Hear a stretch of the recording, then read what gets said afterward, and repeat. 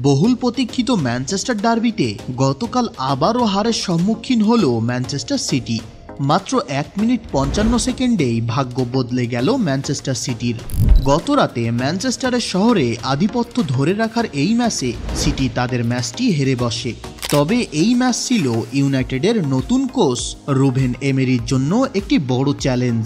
তিনি কোচ হওয়ার পরই ইউনাইটেডকে অনেক পরিবর্তন করেছেন, সেই পরিবর্তনের এক ঝলক দেখিয়ে দিলেন গতকালই। তবে এই ম্যাচে ইউনাইটেডের সফলতার চেয়ে সিটির দুর্বলতা অনেক বেশি। তো চলুন জেনে নেওয়া যাক কোন ভুলের জন্য সিটিকে হারতে হলো।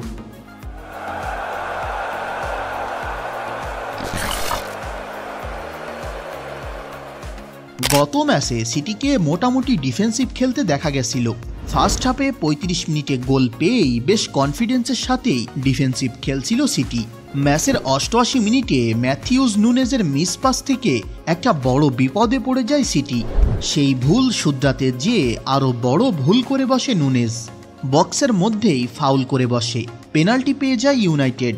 সেখান থেকে অভিজ্ঞ ব্রুনো ফার্নান্ডেজ সমতায় ফেরায়। দ্বিতীয় গোলটা দেখে মনে হচ্ছিল সিটির ডিফেন্ডাররা ঘাস কাটছিল। লিসান্ড্রো মার্টিনেজের লং বলকে আটকানোর কোনো ইচ্ছাই ছিল না ভার্ভিওল, রুবেন দিয়াজ ও নুনেজের। খুব সহজেই গোল পেয়ে যায় ইউনাইটেড। যে লিড কোনোভাবেই সমতায় আনতে পারেনি সিটি।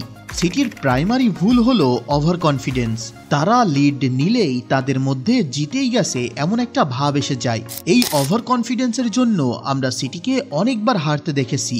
সিটির মিডফিল্ডারদের নাম দেখলে হয়তো অনেক দল একসময় আটকে উঠত।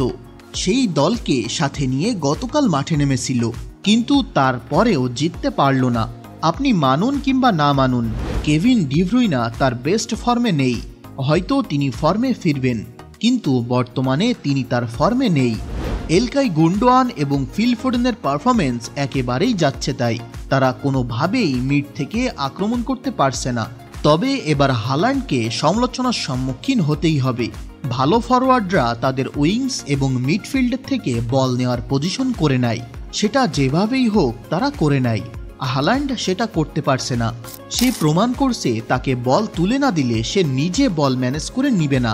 সিটির এখন বেশ কিছু সাইনিং প্রয়োজন, বিশেষ করে মিডফিল্ডে।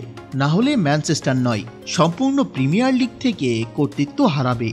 তো আপনার কি মনে হয় অবশ্যই কমেন্ট করে জানাবেন। আর ভিডিওতে একটি লাইক দিয়ে চ্যানেলটি সাবস্ক্রাইব করে সাথে থাকেন। কথা হবে পরের ভিডিওতে।